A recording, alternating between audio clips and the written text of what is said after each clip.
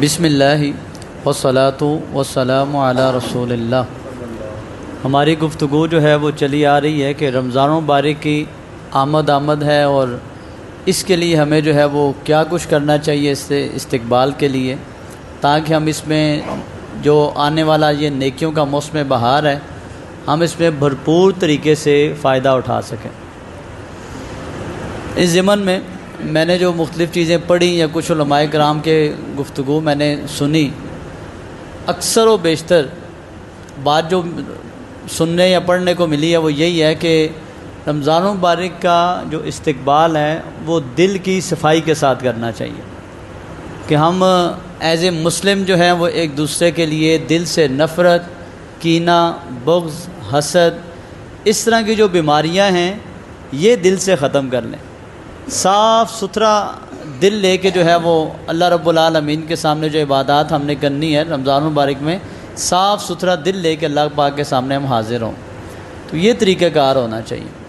ویسے بھی رمضان المبارک کے علاوہ بھی یہ بات ذہن میں رکھ لیجئے کہ جو کوئی بندہ، یہ جو ہمارے دل میں باتیں ہوتی ہیں نا، یہ مسئلہ ہوتا ہے بعض اوقات حسد کا۔ حسد کیا ہے کہ اس کو اللہ پاک نے اس مقام سے نواز دیا اور میں پیچھے رہ گیا ہوں، اس کا اس طرح کا گھر، اس کے اس طرح کے بچے، اس کو گاڑیاں، اس کو معاملات، اس کو اللہ پاک نے اتنی عزت دے دی، تو میں جلتا رہتا ہوں بیٹھ کے کہ میرے پاس یہ سب کچھ کیوں نہیں ہے، اور پھر اس چیز کی خواہش کہ اس سے یہ سب ختم ہو جائے اور مجھے مل جائے، یہ حسد ہے۔ اس کے بارے میں بہت ساری احادیث اور ایسی چیزیں ہیں، لیکن ایک بات جو عموماً جو بیان کی جاتی ہے اس میں ایک بات جو عموماً بیان نہیں کی جاتی وہ یہ ہے، حسد ہوتا ہے اللہ تعالیٰ کی تقسیم پہ ناراضگی، کہ اے اللہ تو نے اس کو کیوں دیا، یعنی اللہ تعالیٰ کی تقسیم پہ انسان ناراض ہوتا ہے۔ اگر یہ بات سمجھ آ جائے تو یہ بیماری دل سے ختم ہو سکتی ہے، دل صاف ہو سکتا ہے۔ اسی طرح عمومی طور پہ صحابہ کرام جو ہیں ان کے دل ایک دوسرے کے لیے صاف ہی ہوتے تھے۔ بحیثیت بشر ایسا ممکن ہے کہ دو سگے بھائی آپس میں لڑ پڑیں، ٹھیک ہے جی، دو عالم آپس میں لڑ جائیں، دو کوئی بزرگ آپس میں لڑ پڑیں، کوئی بہن بھائی آپس میں لڑ جائیں، باپ بیٹے کی تلخی کبھی ہو سکتی ہے، ایسا ہونا تو نہیں چاہیے لیکن تلخی ہو سکتی ہے۔ طریقہ کار کیا ہے؟ جناب بکر صدیق اور جناب عمر رضی اللہ تعالیٰ عنہما آپس میں تھوڑی سی لہجہ، سخت لہجے میں بات ہو گئی، تو نبی علیہ الصلوۃ والسلام کو پتہ چلا تو آپ صلی اللہ علیہ وسلم نے جو ہے وہ حضرت عمر کو ذرا ڈانٹ پہ لانی شروع کی، اور بکر صدیق فوراً بھاگتے آئے، کہا حضور نہیں ایسا کچھ نہیں ہے، گلے لگا لیا، کہا نہیں ان کو مت جھڑکیے، ان کا نہیں مسئلہ۔ نبی صلی اللہ علیہ وسلم غصہ کر رہے ہیں لیکن بکر صدیق غصہ نہیں کرنے دے، کہا بس ضرور نہیں، میری غلطی تھی، میں معافی چاہتا، میں آگے بڑھ جاتا ہوں۔ ہمارے ہاں تو جس بندے سے لگتی نہیں نا میری، اگر اس کی بےزتی ہو رہی ہو، اس سے مار پڑ رہی ہو، اس سے کچھ ایسا ہو تو میرے دل کو سکون ملتا ہے، میں خوش ہو جاتا ہوں۔ اس کا کوئی نقصان ہو جائے، کوئی فوتگی ہو جائے، کوئی کاروباری مسئلہ ہو، میں خوش ہو جاتا ہوں۔ اگر میں واقعتاً خوش ہو جاتا ہوں تو میں پھر ایمانی لحاظ سے انتہائی کمزور انسان ہوں، مجھے اپنی اصلاح کرنی چاہیے۔ ہونا کہ نبی صلی اللہ علیہ وسلم نے پوچھا گیا کہ سلام میں پہل کون کرے؟ بڑا خوبصورت سوال ہے یہ بھی، سلام میں پہل کون کرے؟ میری تو کوشش ہوتی ہے نا جی سارے مجھے ہی سلام کریں، میں کیوں کسی کو سلام کروں؟ یہ اندر کا ایک بت ہوتا ہے جو ہمیں توڑنا چاہیے۔ سلام میں پہل کون کرے؟ حضور نبی کریم صلی اللہ علیہ وسلم نے ارشاد فرمایا جو اللہ کے زیادہ قریب ہے وہ سلام میں پہل کر لے۔ اس کا مطلب ہے کہ دل صاف ہوگا اس چیز سے، اس سے دل کی صفائی ہوتی ہے۔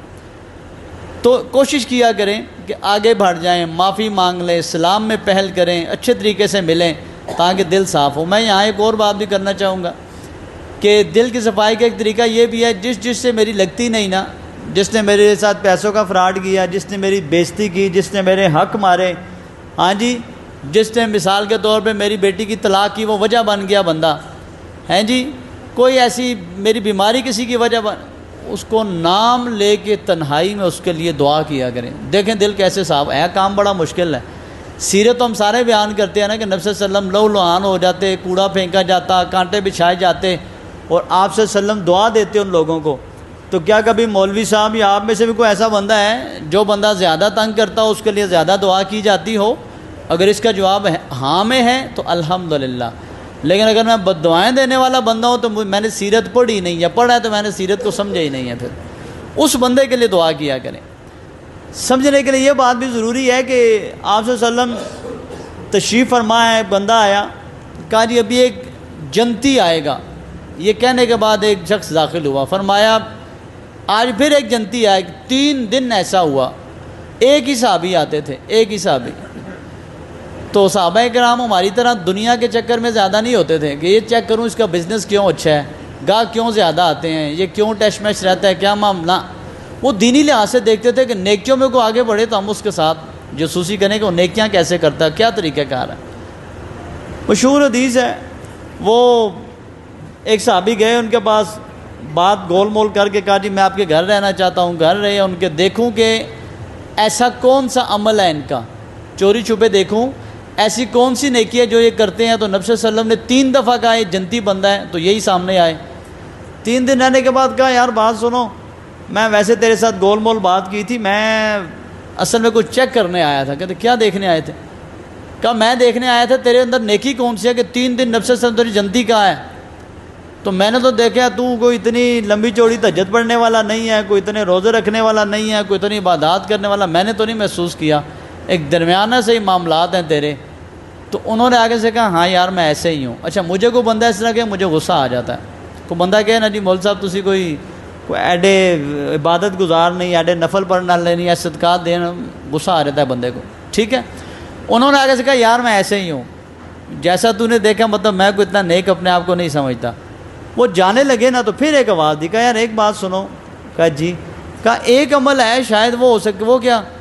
کہا میری یہ عادت ہے کہ میرا دل جو ہے نا وہ سارے مسلمانوں کے لیے میرا دل صاف ہے، میں دل میں نہیں رکھتا کچھ۔ کہا یہی اللہ کی قسم وہ عمل ہے جو ہر بندہ کر نہیں سکتا، یہی وہ نیکی ہے تجھے جنتی کہا گیا ہے۔